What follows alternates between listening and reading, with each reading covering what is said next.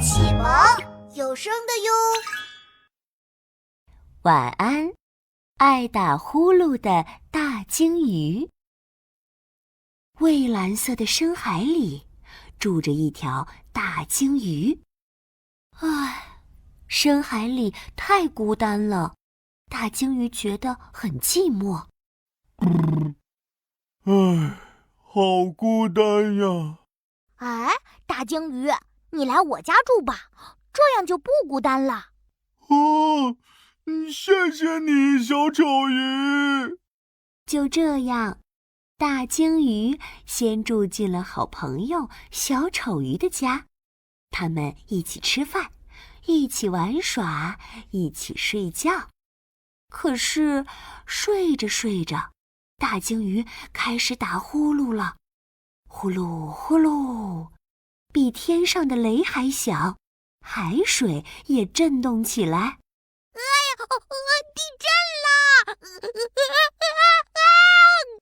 小丑鱼被震得从床铺上滚到了地上，咕噜咕噜又滚到了床底下。对不起啊，小丑鱼，是我打的呼噜太响了。大鲸鱼，你还是来我家住吧，我家大，不怕你打呼噜。谢谢你，小海豹。就这样，大鲸鱼又住进了小海豹的家，他们一起吃饭，一起玩耍，一起睡觉。